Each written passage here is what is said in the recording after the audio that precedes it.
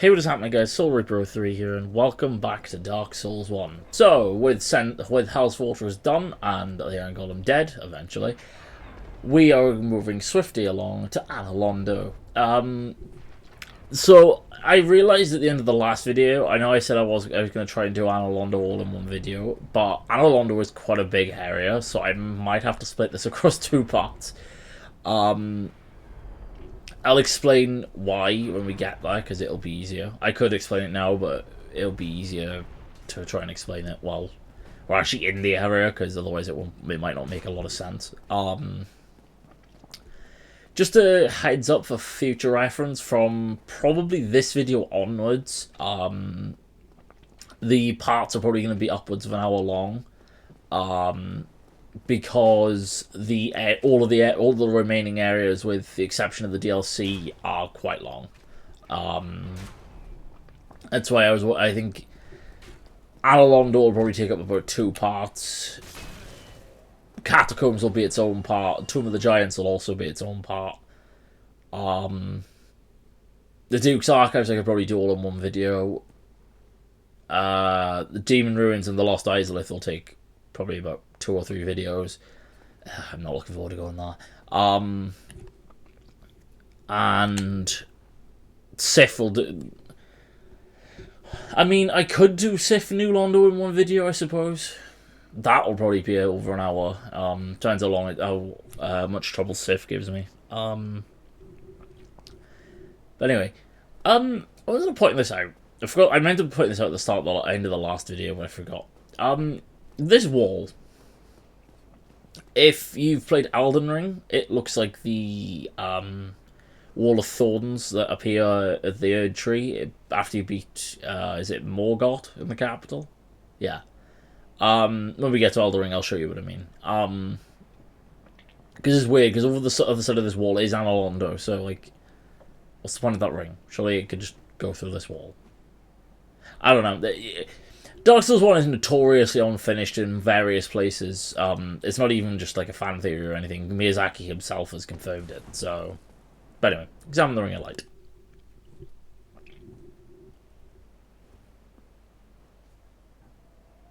The size of that weapon on his back, Jesus Christ.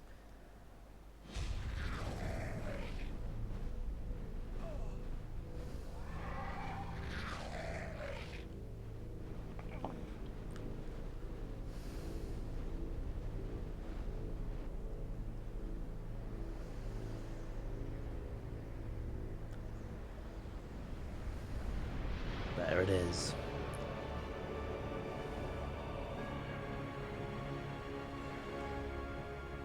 Anor Londo.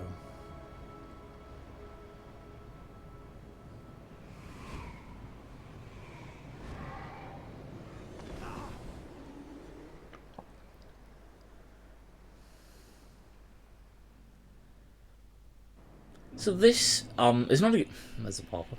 It's not exactly a secret that these games are heavily inspired by Berserk, but, like, this city, just Anor Londo on its own, just reminds me of something out of Berserk.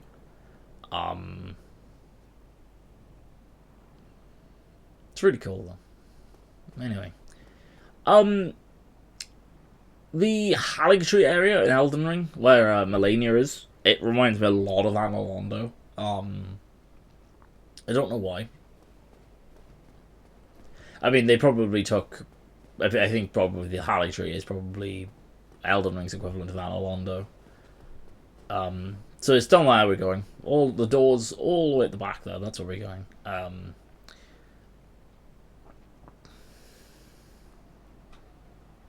just thought, can you... Oh, you can. So see that gargoyle on the bridge down there? That's where we're going. We're going to go fight that gargoyle, and then...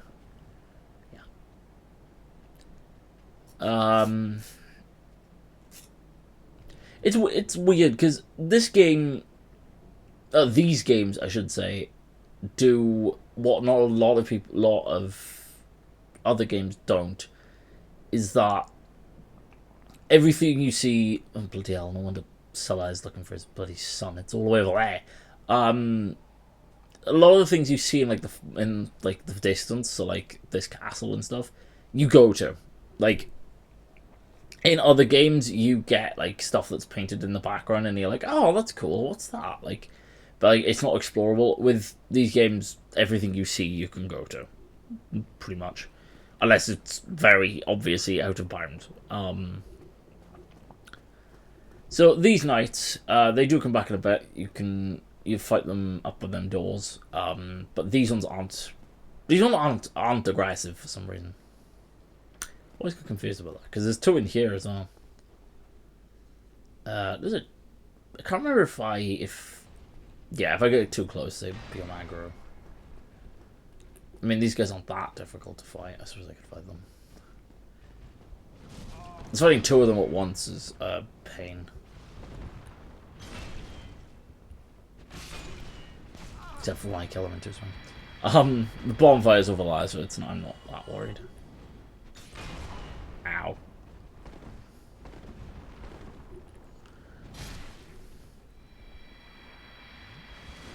Drop a decent amount of souls too.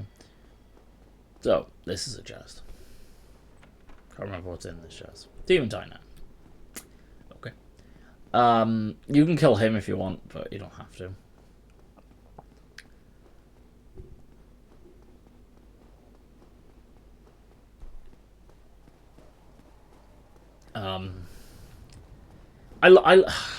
That's the thing. Anor Londo is such an iconic area. Like the design of it, the design looks wise, and like just how iconic it is and whatever. Level design wise, this area is absolutely a pain in the ass. If you've played Dark Souls 1 or know anything about Anor Londo, the original Anor Londo, I should say, then you'll know why. But like, I feel like sometimes because of how iconic Anor Londo is, the level design of this area is overshadowed. Gonna pop a humanity and get Bald Ryan Reynolds back out here.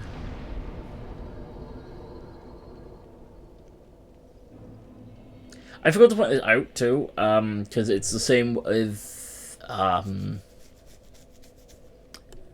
the bonfire after Quelaag. If there's a firekeeper like this guy next to it, the bonfire is already kindled, so you don't have to worry about kindling it. It's the same with Firelinks. It's the same with the one done by Quelaag's sister. There's another one as well. I can't think of. Is it the one by Nito? No, it's not the one by Nito. What's the other one? I don't know. There's a few bonfires that are like it. There's this one. There's the one by Firelink. There's one in Firelink, I should say, not one by Firelink. And then there's the one. There was one by Quelaag's sister. You can talk to him. He's a firekeeper. It's weird because if you leave Lautrec alive long enough, he's the first firekeeper you come across. I always thought he was Lautrec, but he's obviously not.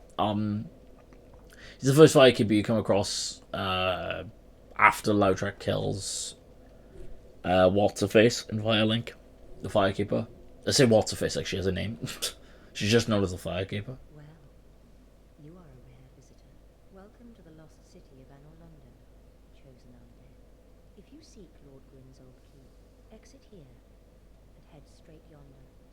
If you are the chosen one, a revelation shall visit thee. What follows thereafter depends upon you. So we'll be coming back to this area quite a bit. We're going to come back to this area to do the Duke's Archives. The Duke's Archives are up to there. He'll come back to this area to do Gwendolyn and the Painted World of Ariamis. That's all in this area, as well as obviously Onsen and Smo. There's something else we're going to come back here for as well. What's the other thing? Oh no, I think that's it. If there's another thing I remember between videos, then I'll obviously cover it. I'm going to be doing... This is going to be close to the closest I've ever been to 100% playthrough. There's definitely going to be stuff I miss, but... like, I'm going to try and do all the bosses As I said, we're going to be doing the DLC.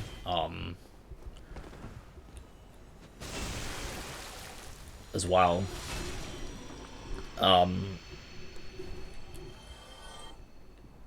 What's the thing? Because I've only ever beaten Gwendolyn the once, and that was on. I think it was the last playthrough I did, or the playthrough before. Because for a while I didn't know. I knew where he was. I just didn't know how to get in there. You can't get in there until you get a ring from. Is it the catacombs? You get that ring? I think so. And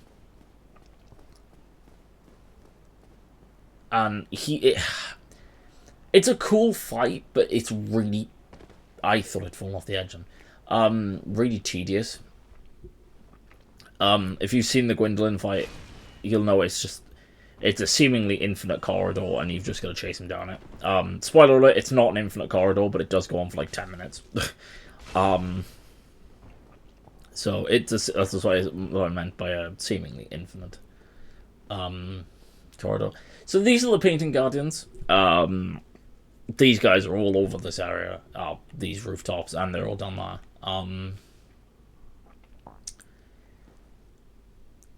These guys up there, especially down there, not so much, but up there these guys are a pain.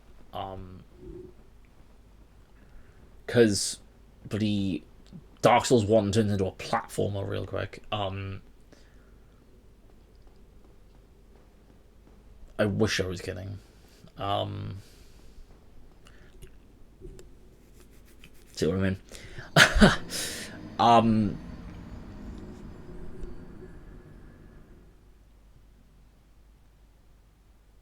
It's annoying because you could quite easily slip off the. I'm not restoring my humanity. There's no point. You could quite easily slip off the beams. There are painted guardians throwing their little painted knives at you. That will quite easily knock you off. If you kill a painted guardian, you have to wait a second before moving forward because their hitbox doesn't end right away, and it will knock you off the edge. Trust me, it's happened to me a few times. It's really annoying, especially towards the end, because there's one more painted guardian like right at the end. Oh yeah, the gargoyle doesn't respawn either. And if you get knocked off by that, it's really frustrating because you have to run all the way back and kill all the painted guardians again. So it's rather frustrating. I always get scared I'm going to fall off the ledge there. He'll drop down, kill him. Thankfully, with a weapon like this, I kill these with one hit. So, don't tell me they dropped their weapon. Oh my god. Apparently their weapon is a really good dex weapon. I've never tried using it personally, but apparently it's a really good dex weapon.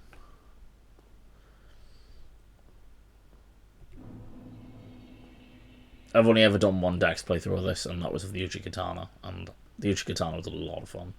Because a lot of the bosses are susceptible to bleed, like in most of the games. But with the exception of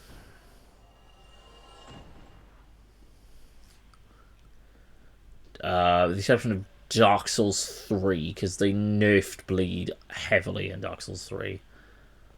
Because it was so strong in PvP. A lot of these games, if you see them nerf stuff, it's due to PvP.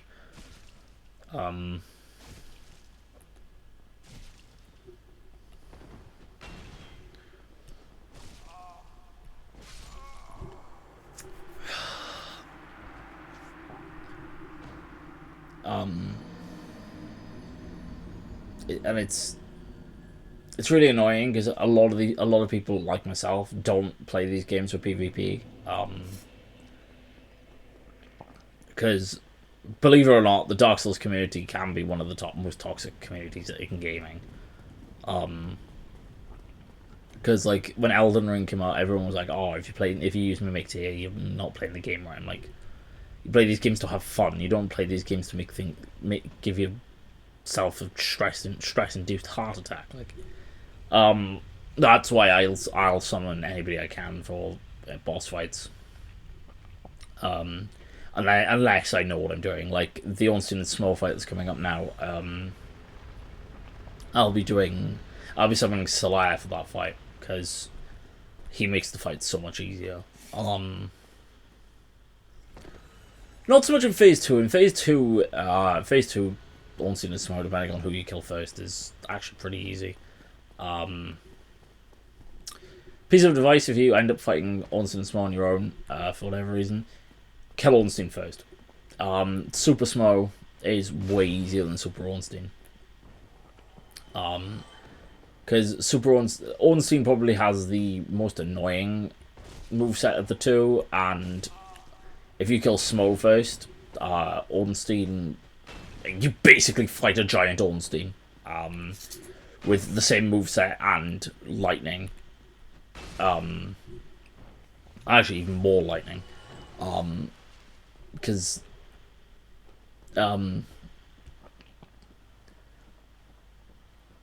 obviously if you kill Smo first, Ornstein absorbs Smo's powers, hence why he becomes giant, and then it's the same the other way around. But if you kill Ornstein first, Smo stays the same. Sorry, and but his hammer just gets lightning. His hammer is one of the coolest looking weapons in the game, in my opinion. But that could just be my opinion. You can get it in You can get it in Dark Souls 3. You can get it in Irithyll of the Boreal Valley. I've tried doing a build of it. It's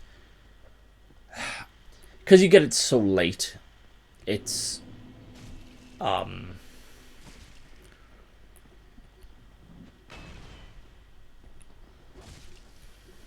bollocks. Yeah, because you get it so late into the game. It can be really hit and miss. It requires, I think it's 46 strength to use. I mean, by that point in that stage in the game, your strength stat should be pretty high anyway. If you're doing a strength build, obviously.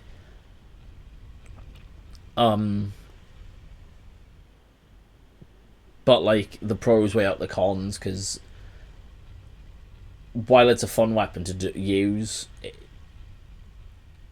by the time you get like Ornstein, Smo's armor and stuff, because you get Smo's armor from beating Aldrich. Once you beat Aldrich, you can get it from the the Shrine Handmaiden in Firelink, and number one, Smo's armor costs a ton, and number two, it also weighs a ton. So it's not, unless you've got the right stats at that point in the game, it's not really worth it. You might as well, like, there are weapons you can get way earlier that do just as much, if not more, damage.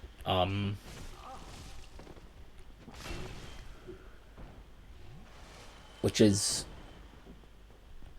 rather unfortunate, because in this game, Smo's hammer even is supposed to be really good. I mean, giant weapons like the one I've got are pretty good in this game anyway, from my personal experience. I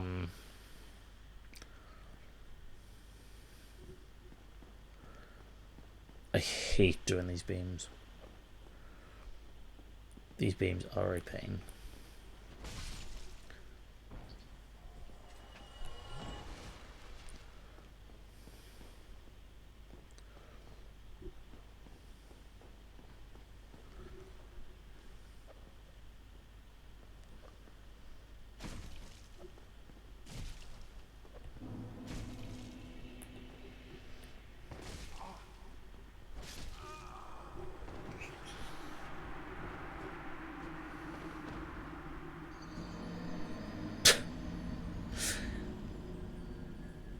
That's what I mean. These beams can be a pain.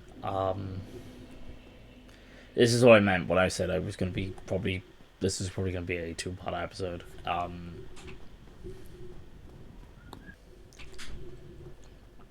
So yeah, this is, as I said, this is why I was worried this is probably going to be a 2-parter episode. Because this is how annoying this area can be. It's cool because it's Anor Londo.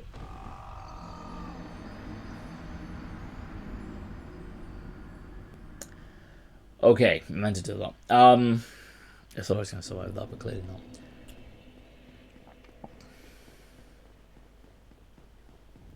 It's alright, it's only 10k. I don't even think I got a level of that.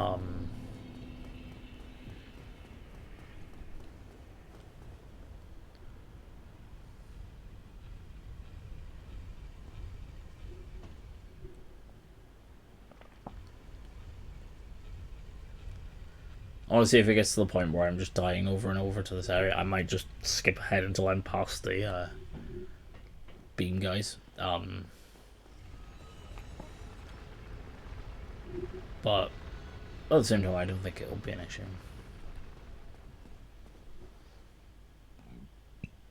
I've already said that now, that's the only issue. Let's see.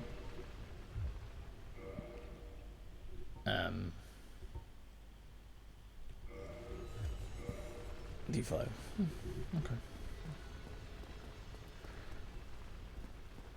I didn't think the grass crash shield was a 100% physical damage absorption, but just thought to check just in case.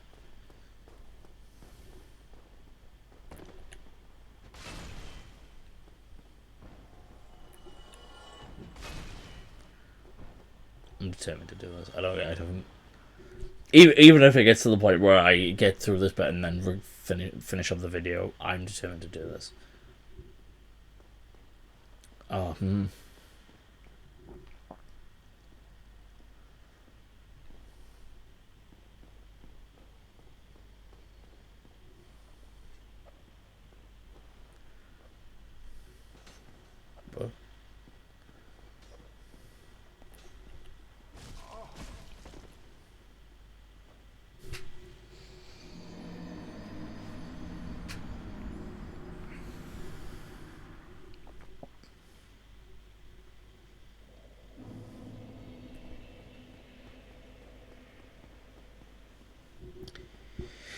But yeah, this is how tedious this area can be.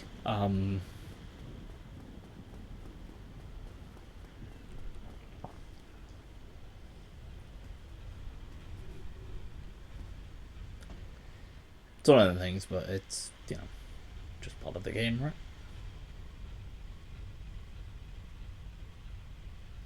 Thankfully, once we've done this,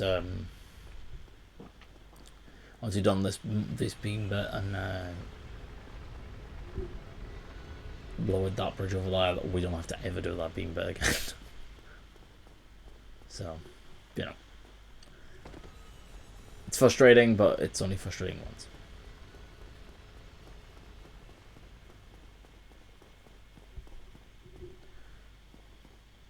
Jump off. Land. I was thinking I'd take fall damage, but that doesn't mean.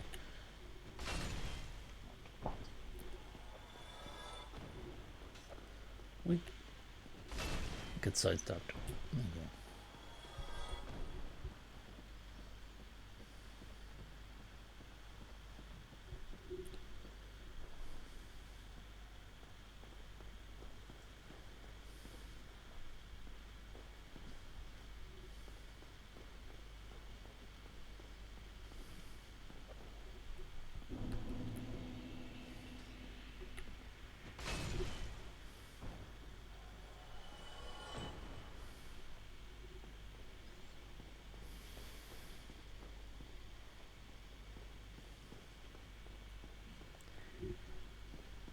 I realize I'm really quiet, so sorry.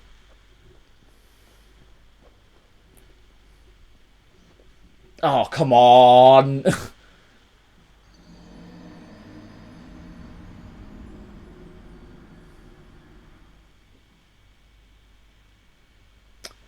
Yeah, I don't know, as well. Oh well.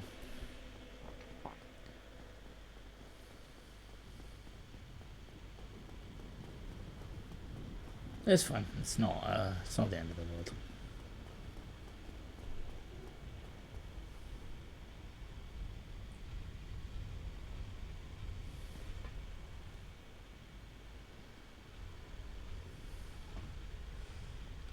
Jesus, I expected this much trouble from the bed of chaos. Never mind this bloody area. Jesus. I'm not looking forward to fighting the bed of chaos.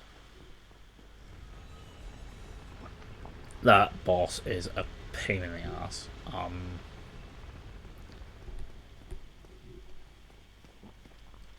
Apparently there's a way to cheese it with a bow, but I don't know how to do it. I might look into that between videos just to kind of... Because if the last time I fought the bed of chaos is anything to go by, I'll be there for days on end.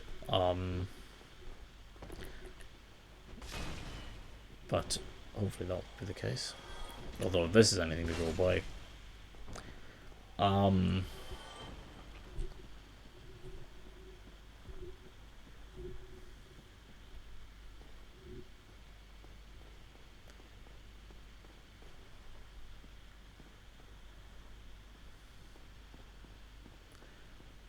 over here. One over here.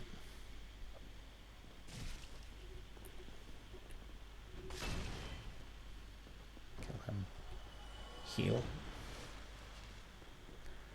Just to be on the safe side. Walk across here.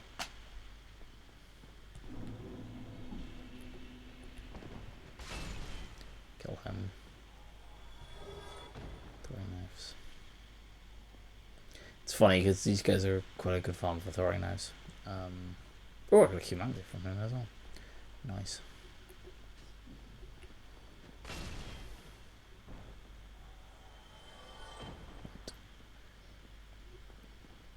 Just don't fall off. There we go. Good God. That took me way longer than I was willing to admit. Down the ladder, through the fog gate. Run over here. So there's another gargoyle over there. He's already aggro. He'll be waiting for you when you go down. Push the lever.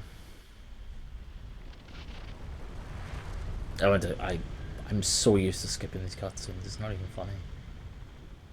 I will be honest though, I'd forgotten that was a cutscene. Which says more about how much I play this game than it does anything else. It is just showing the bridge moving, to be fair. Ow. Didn't mind. It's not very nice now, is it?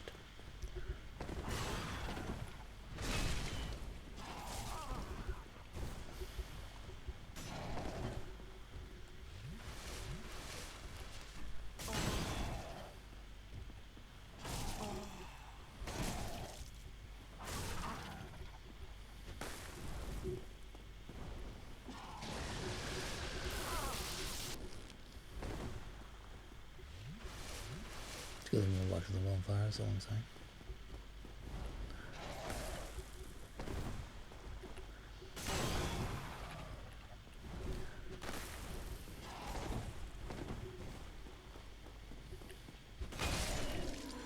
There we go. Alrighty. What are we at? 29 minutes? Yeah, sold it. Let's go back to the bonfire and I'll leave the rest of Anor Londo for the next video. Unfortunately, that isn't it. We've got to go up them steps and then... You know what? No, I'm going to keep going. Sod it. I did say I was gonna be here for a while, so yeah. Where them enemies are, they're the ones that brought me to Anor Londo. That's where we're going. Because, spoiler alert, the door's not already open. Although I do wish there was a bonfire here, because in Dark Souls 3, when you come back here, because, spoiler alert, you come back here in Dark Souls 3, there's a bonfire here. I really wish that was the case here, but there isn't. Which is really annoying, but it's one of them things. Hello, buckaroos. Who wants to go first? Yep. Okay.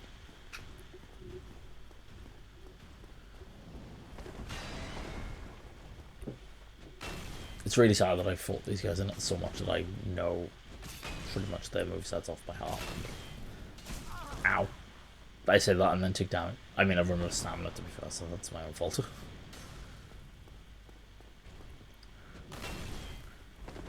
For him, it happens. You're dead. Alright, Buckaroo, you next? Yep, come on. Don't ask me why I'm calling these guys Buckaroo. If I could tell you, I would. But I can't, so I won't. I am nearly out of Estus Flask, so that's going to be worrying. I mean, if I die, so be it. I lowered the bridge now, so it doesn't really matter. Whoa. These guys are one shot, so there we go.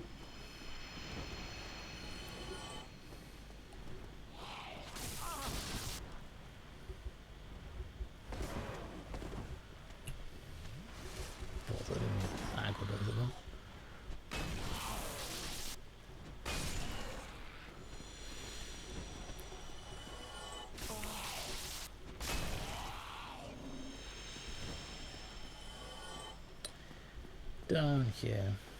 There's two more of them gargoyle enemy thingies. But yeah. There's also knights shooting arrows at you, so if you run in there and then run back up here, you can fight them without having to deal with the knights. Okay. Oh, that can happen. I'm gonna pop a humanity just so I can restore my health.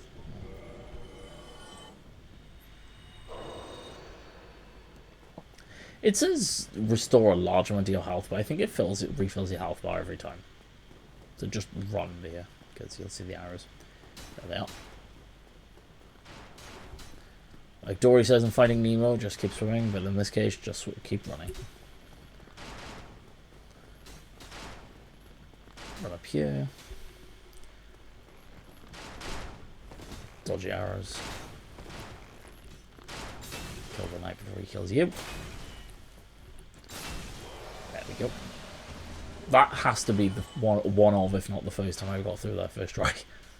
Because I either died to the gargoyles or I died to the knights. There's no in between. Through the light. The bonfire is through this door, I believe. Yes, Ansel here. Yay!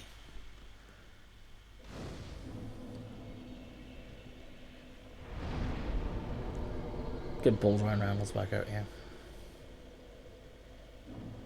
That's a good stopping point. Into the bonfire. Talk to Solar and then I don't have enough for a level, so I'll talk to Solar and then I'll wrap up the video. Oh, there you are. You've been quiet these days. Smooth summoning out there. Anytime you see my brilliantly shining signature, do not hesitate to call upon me. You've left me with quite an impression. I would relish a chance to assist you. You really are fond of chatting with me, aren't you? If I didn't know better, I'd think you had feelings for me. Oh no, Jimmy, pretend you didn't hear that.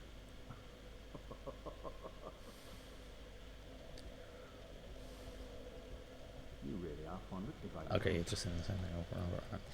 So, I'll wrap it up for this video, guys. I hope you guys enjoyed. Next video, we'll be wrapping up Anor Londo, killing